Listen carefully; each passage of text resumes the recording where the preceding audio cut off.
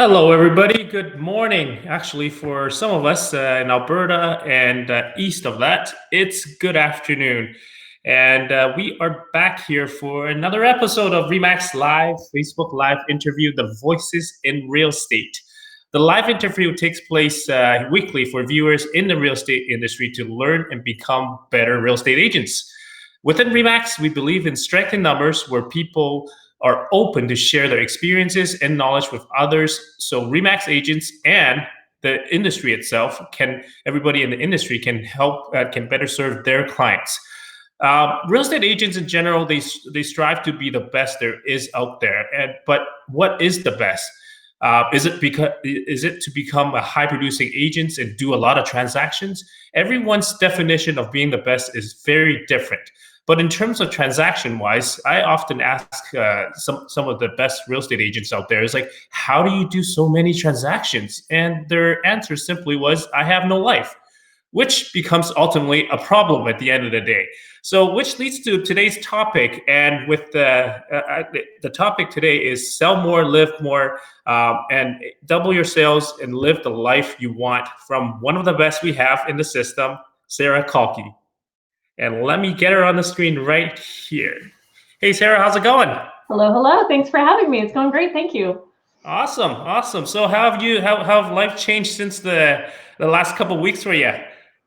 Well, it's actually been really busy still, which is strange. I thought I would be like, learning a new language or, like working out a lot or something, but it's been a lot of phone calls. I spend all my time on video chats and phone calls. Awesome. And I see, and actually, a lot of if you go social media, a lot of agents are struggling with younger kids. And I know you have a younger kid at home too. How has that been? It seems like you're doing great with her. I mean, she's learning a lot of stuff, doing a lot of activities. Well, it's mostly my husband. He gets all the credit. I've been, because I've been working. He's a photographer by trade, so he is a little bit on. This is his slow time of year anyway. Leading into wedding season. And most of his weddings have been postponed. So he has lots of time to do the homeschooling stuff, and I'm mostly doing the work stuff. So he gets the credit for doing like the crazy Lego builds and that sort of stuff. That's all Ferdinand. That's not me. Awesome. Well, as long as it works, right? I mean, everybody's, takes part into ultimately, combine everything together as a family to move forward. So that's awesome. So you're obviously a lot of the Remax agents are in the Remax system. A lot of people know exactly who you are. But there are viewers that are on this, show that are not part of Remax. And so maybe kind of give them a little bit background of who you are and, and how long have you been in the industry and so forth. Sure. I am Sara Kalke. I'm from Edmonton, Alberta. So the Great White North, where the snow is just finishing melting. We still had snow last week. I started in real estate as a front desk receptionist as a summer job in university. In one of our offices, I literally answered the phone, "Good morning, Remax Real Estate." And I always say I started not just at the bottom in real estate, I started below the bottom. I made coffee for the bottom agents, and that was my job. So I worked in real estate once I finished university. I have a classical music degree.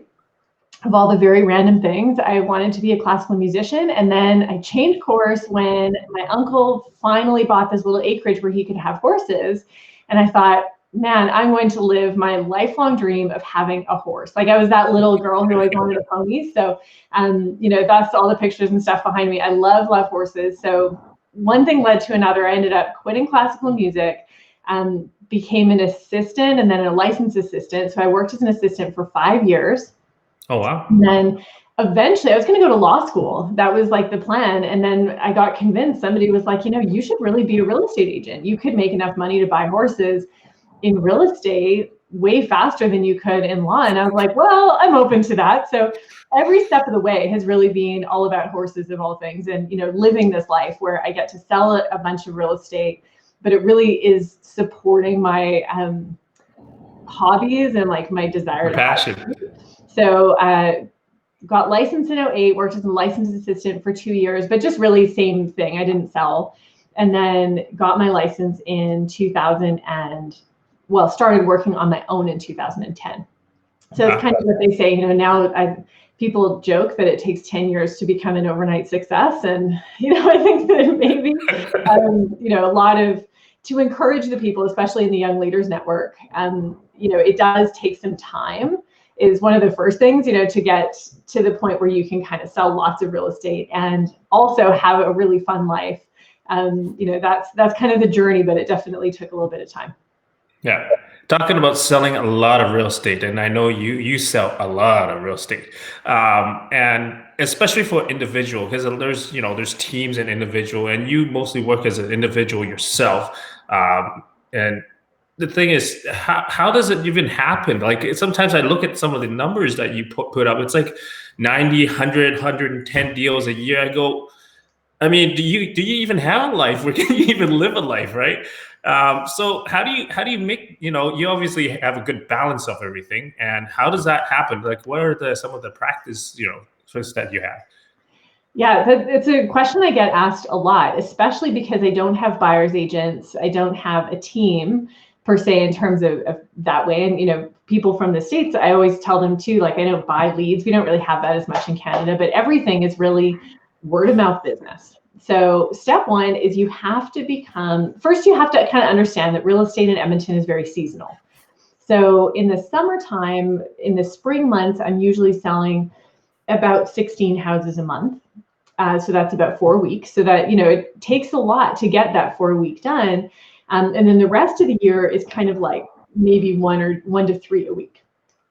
So there's a couple of things that are really important. One is, just like anything, that 10-year rule, once you do something long enough, you start to get better and better and better at it. The key is that you must always be looking to get better. And what most people's getting better looks like, and what mine looked like for a long time, was just selling more houses. I was like, I just want to sell more, sell more, sell more. So I hit about the 50 homes a year mark. And I was that agent. I was like working all the time and I had no life. And strangely, what it looks like to sell more homes and have more of a life that's really been my focus, is to have this like high producing business, but also take every other weekend off through the summer. So what it really looks like is, for one, I don't do it all myself. I think that's the most important thing. People are like, oh, you're an individual agent, you must be doing everything. And that's not true. I do the most high dollar, high value activities. That's my work. So the relationships with the client, negotiations, and appointments, that's really what I do.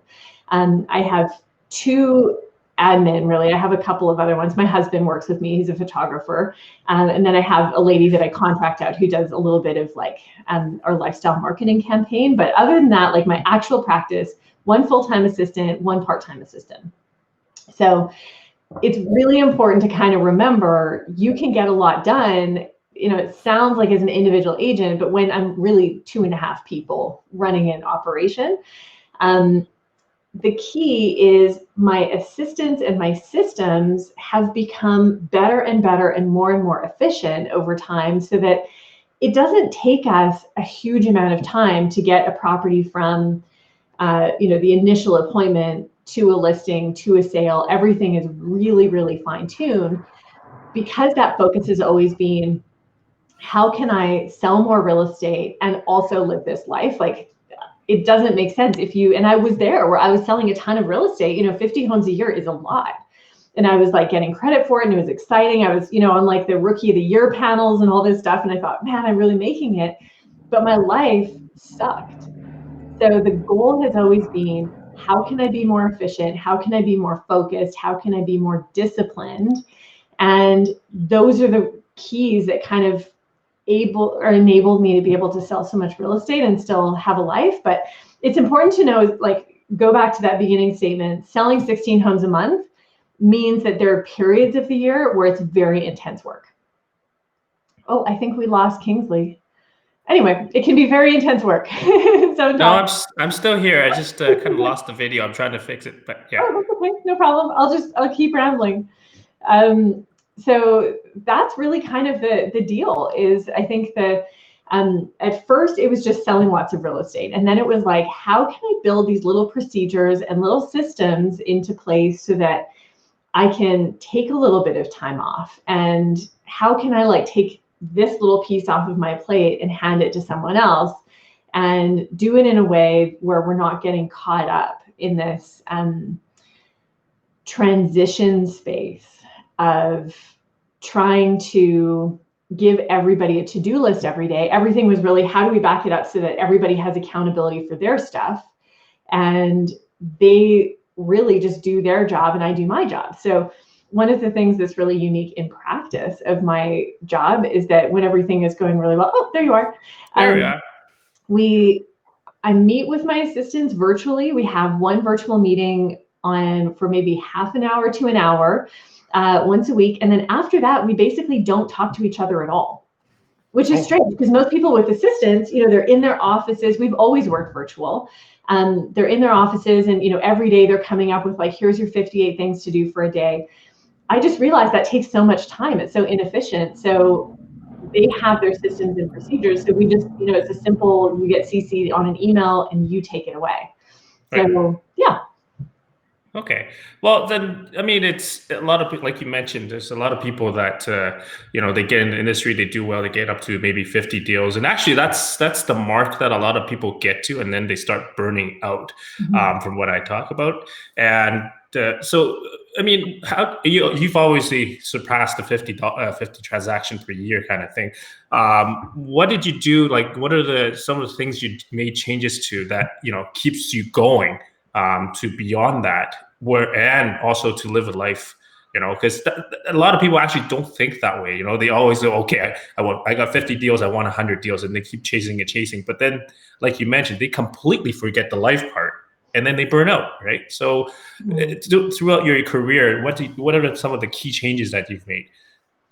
Well, the very first change that I made was thanks actually to Remax. They put on every year this elite retreat. So for like the top people, they put on an elite retreat, and it was a year where Darren Hardy did a whole 1-day seminar. They've changed the format now, so it's like half day, but it was like a whole day of Darren Hardy. And what I learned then, Darren Hardy basically said,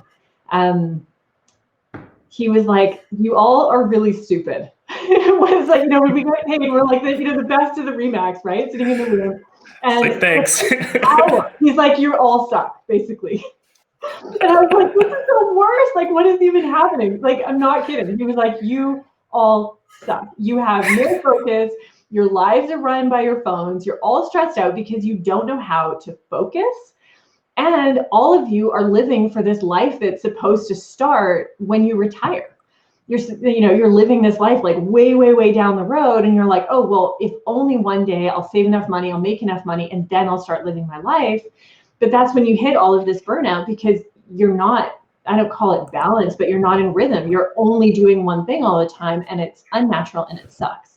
So that spoke to me a lot. I was really in that place. I owned a horse. I was selling real estate, selling 50 homes a year, but I had no life. My marriage was horrible, mostly just in the fact that like I never saw my husband, and we actually like seeing each other. That's like a good marriage, is you get to hang out, right? And we weren't hanging out at all.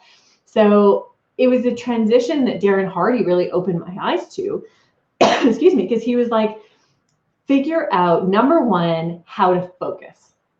So 3 key changes. Number one is learn how to focus. Most people's day looks like, okay, open your email inbox. Okay, I have 58 emails I have to get back to. Well, let me drive to the office. So they drive to the office, they open their computer, they get a cup of coffee, they stop and meet with someone, they have another chat, and then they open their mail, and then they get all their mail done, and then they kind of look aside and they go, oh, I need more coffee. So they go get more coffee, have another conversation, get down, answer 2 emails, and it's noon. Like, not even kidding. This is the average productivity of most people. And I was the same. I felt like I was working because I was carrying that work energy, but I wasn't getting anything done. So he's like, you have to start being hyper focused.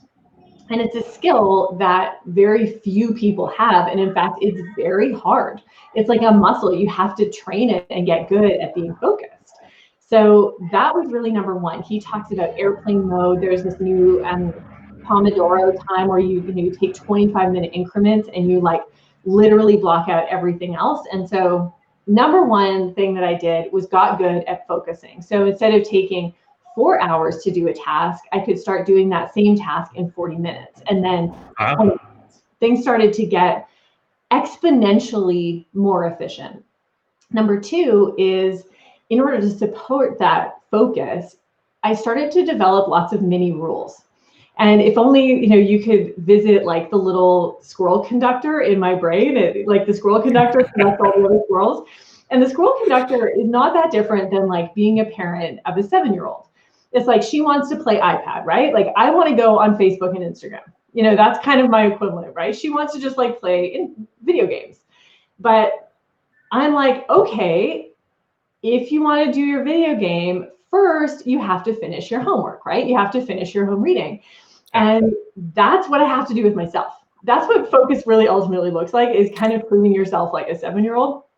So I know I'm going to be distracted. So the little rules are things like never having Facebook open on my browser if I'm trying to get real work done, one tab at a time. If I'm trying to get a project done, I have my headphones in, I have like this very specific music set that like doesn't have words in it. I know my zones.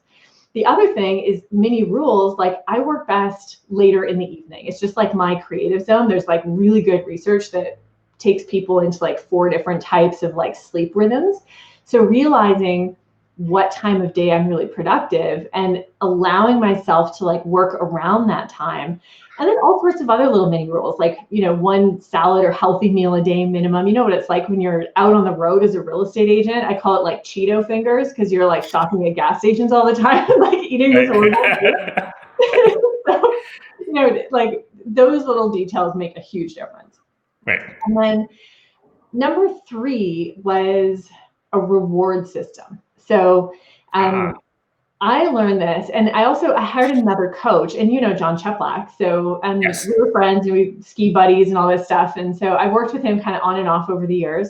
And what he taught me is something that I really didn't know about myself. I didn't grow up with money.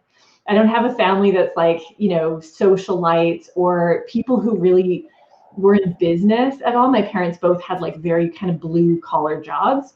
So I didn't ever really understand how to like work towards something because I didn't have leadership in that area. So when I met John, a lot of it was like, oh, well, he kind of helped me realize the way that my brain works is I'm still like a 7-year-old, where I'm like, okay, if I work really hard, then I get to go do this thing. If I work really hard, like my whole day today is like, okay, we're going to do this, then we're going to set up showings, and we're going to work on this offer I'm negotiating.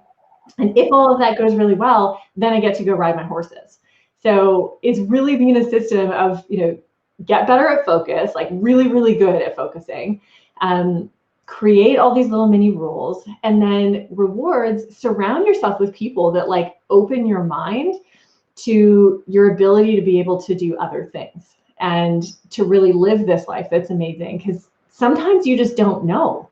I didn't know that. I always thought that you only had to work more hours and work harder in order to be more successful. I didn't know how to be successful and what that really looks like, if that makes sense. So there you go. No, I think your definition of successful is well defined, because obviously you from a career perspective, a real estate career perspective, you've done well, and you've also lived a good life. So, I mean, a lot of people forget about the life part, right? As we mentioned earlier, they just think they reach a certain milestone in terms of production and go, "Oh, I'm successful." But are you really, right? Are you? If you're not happy, are you really successful, right? At the end of the day, so you have to define what you're really working for, I guess. So, I mean, it's obviously you've had a lot of I guess mistakes or anything like that, or challenges that throughout your career. It's literally not an overnight story. It's a 10-year process for you. So how throughout that process, do you mind sharing some of the challenges or mistakes that you made, and how you overcome some of them and so forth? Yeah, absolutely. Well, the first biggest one was being relentless, but not knowing what I was being relentless toward, if that makes sense. Being relentless just means you never quit. Every day you have grit, you have perseverance, and you're trying and trying and trying so hard to be the best that you can be. But what Darren Hardy really helped me with, and John Cheplack, and just lots of reading and self-development, was realizing everything was pointed towards selling more. I was totally relentless in the pursuit of just making more money and not of living more. And I think that's one of the first biggest mistakes, is that people forget and they don't realize that a lot of your success is directly proportionate to your ability to control your emotions in this business, in real estate, because you're a guide. You are a steward of the process. And real estate is not about houses. It's your product that you sell, but it's really about people and human behavior and human emotions. And how do you walk someone more efficiently through the process? Because ultimately that's the goal. I don't want to take 58 phone calls to do what I could do in 2. But how can you do that and have everybody feel like they're having a win? You can't do it if you're all over the place and your emotions are so, you're so attached to the outcome. So that, and your whole focus is like, I need this deal, I need this money. It always has to come from a place of knowing my job, and my relentless focus has to be, number one, most importantly, on the customer experience, on the human behavior. How did they feel like they're having a win? And how the better you get at that, the more efficient everything becomes. You don't have to show someone 35 houses. You can show them 6. You don't have to have a property listed for 12 months. You can have it listed for 3, or vice versa. If you have a listing where the people need that 6-month window, because in Edmonton, so our market is being very challenging, right, you can structure it so that you have the 6-month window and everybody is on the same page the whole way along. And when they finally do come around to market value, they feel like they led the process. I've guided them, but it was their choice all the way along. So you give people back dignity. You're not just going to be a salesman first. So, being relentless, but really relentless at realizing my job is getting wins for my customers and having them feel like they're winning, rather than all of this training and all this stuff, which is so me focused. Like, how do I win? How do I dominate, crush it, all this stuff? It's like, no, it's the clients who have to win.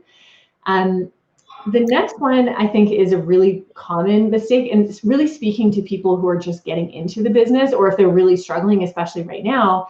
I'm a big believer in 2 simple rules, and they're weird rules because they're not things that are taught. The first one is follow up over prospecting.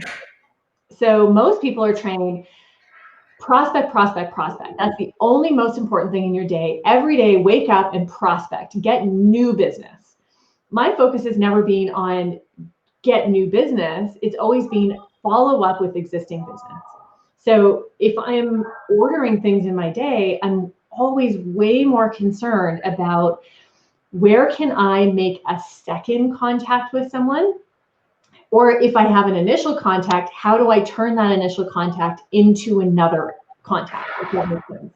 So like if I'm doing an open house, it's not just about, sending out a million flyers. It's how do I get a question from someone that I can follow up with again? So the second one is really related to that, and it is the rule of never leave an appointment without an appointment. It's one of the most critical things. Real estate really is very simple. It's like just a chain. And it's like one thing and then another thing and then another thing. And it doesn't, like, people think it's like fishing with this huge net. And you have to go out and put this huge net and, skim the top, but you end up with all this garbage. That's what a lot of online lead generation is. It's just, you get all of the garbage, you get the old dead boots, the plastic straws, like all that stuff, right? And you spend so much time sifting through the garbage and you end up with one half dead fish that everybody else has passed over, right? Like those are the typical way of prospecting that most agents have been taught, where I want to be so good at my job and at human behavior that I'm like sitting on my own little private yacht. Doesn't have to be huge, but sipping, I don't really drink, but for the sake of it, sipping a martini and have like my little sonar, and I'm just pulling up one fish at a time, because that's all it takes. It doesn't have to be 9 million fish. It's just one fish at a time. It's just quality over quantity. Yeah, and like you do a good job with one person, then it links to another chain and another chain. And so in that process, it's really knowing who your client is. And I think that that's maybe the last most common mistake is, people, they're so busy trying to get new appointments that they forget about follow-up and prospecting, but they also are thinking that their job is to market to everybody. They're trying to blast out a message like, hey, I'm a real estate agent, I serve all people, which is fine, but you have to start realizing you're better with some people than other people. You have your own ideal client avatar, they call it in the internet marketing space. So having an ideal client avatar means that everything you say, you never are struggling for one. You're not like, oh, what do I put out on social media? You have an exact menu every day of, well, these are the people I want to work with. This is the stuff they care about. These are the type of posts they like reacting to and engaging with. And this is the type of thing that I need to be saying. And this is totally in alignment with who I am, which is important. So all of those things, they're common mistakes, but they're not, they're like a little twist on typical training, I think. Yeah, and one thing you hit home really is that understanding your clients. I guess instead of you mentioned not, instead of spending all these time talking to new people, but if you just take more time understanding your existing clients, and that automatically, as you go through the process itself, it helps them make them feel better overall, right? And if they have a good experience with you, then guess what? They'll tell their friends, right? I mean, statistically show if you have a positive experience, I mean, they're most likely going to refer you out to other people. Then that in itself saves you a lot more time than just making cold calls or knocking on doors, which is much harder to do. Rather, just spend those quality time building your connection, getting your people engaged with you, right? So yeah, so I mean, and now we're into this, I guess, this COVID situation, which the whole world is. A lot of people are in shock and in fear, or they're scared and worried. Um, how have you handled it, and how does I mean, obviously, business is not usual, but I mean, it's still. There's still people that are, who might have sold their home and still need to find a place to live, or people that really need to sell now. So how have you been helping those situations or clients just in that sense? Yeah, it's a good question. Well, I think the first thing that's really important that isn't talked about a lot is, remember, your success in real estate, I think, is directly proportionate to your ability to control your emotions. So when you're scared, you have to be able to first work through that. Because if people called you, especially at the beginning, it was really hard when someone would call me and be like, hey, I want to see this house. I was a little bit fear reactionary. I was like, well, do you really need to see it? Like, who are you?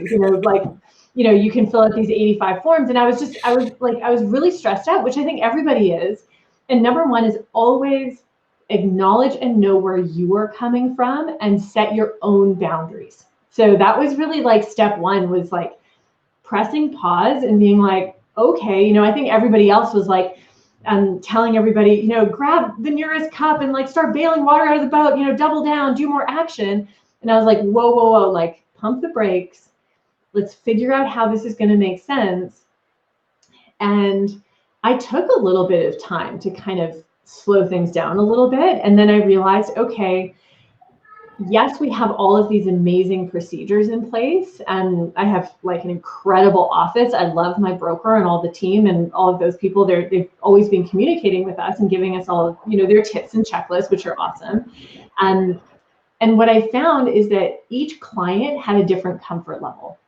And when you are in fear, which everybody is, the first thing I did was remembered clients first, communicate first.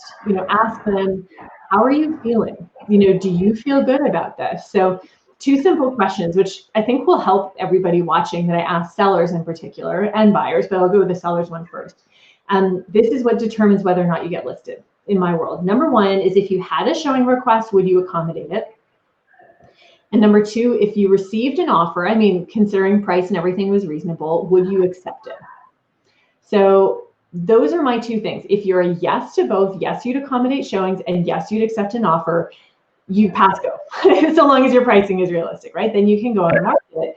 But after that, it's like you sign all the waivers and then you fill in all of the information that you want. So we give people like a menu of procedures, and they get to pick, like, we want people to wear masks in our house, or we want people to sanitize their hands, or we want people to certify, like say, yes, for sure, they've watched the virtual tour, they've done a drive-by or whatever.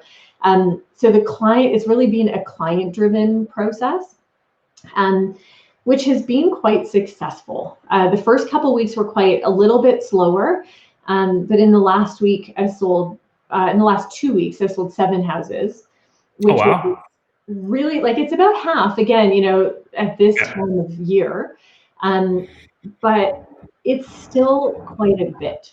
And that's really nice because, I think a lot of agents were thinking, oh, this isn't really going to happen. But the most important thing was we got those showings to happen, and we got the stuff to happen, albeit very, very carefully, because everybody was on board. And this included property with tenants in it. And, imagine getting viewings and an inspection done with tenants. And instead of being like, well, you have to allow these showings and you have to allow this inspector to come through every step of the way, we're like, hey, well, they have their inspection book now. What are protocols that you're comfortable with? And we just had a dialogue with everybody. So I think that's the procedures are a guide, but the communication is the most important thing. For buyers, by the way, the 2 questions are, obviously all the pre-qualifying. If you see this property, are you prepared to write an offer on it? If you see it and you like it, are you prepared to write an offer on it today? Not like, are you potentially looking, or if you write an offer, you still have a home to sell, or all that other stuff. And then number 2, I made like a whole email kind of list with every possible question a buyer might have about a property that would eliminate it normally. So, like, does it have pets? Does it have smells? Do they have open permits? Do they have, what are the room measurements? What's the garage measurement? What's the driveway measurement? Can you fit an RV next to the garage? Like, there's so many things in our job that all real estate agents watching this will agree with me. You get there and the client's like, oh no, this isn't going to work. And you're like, oh my God, like, all you need to do is like measure your couch before we went to the house. And, you just spent half your day, like, getting the forms filled out and the COVID declarations and all this stuff. And they're like, oh yeah, couch doesn't fit. So once you kind of ask all of those things, and the other question that's great to ask is every decision maker going to be there? Because frequently you have, just the wife shows up, and then, then the husband wants to come, and then they need their like uncle's cousin who's a real estate expert to come, and it is. Yeah. It's really a practice of boundaries and communication right now. Those are the biggest things that I'm focusing on during COVID. Actually, you from this interview, what I've started to realize is that preparation is probably the key to just even if the business is usual, and especially nowadays, preparation is key, because that's how you're going to be saving time, right, and focusing your energy overall, which is a great advice for a lot of us in the real estate business, because a lot of the personality in real estate are expressive, right?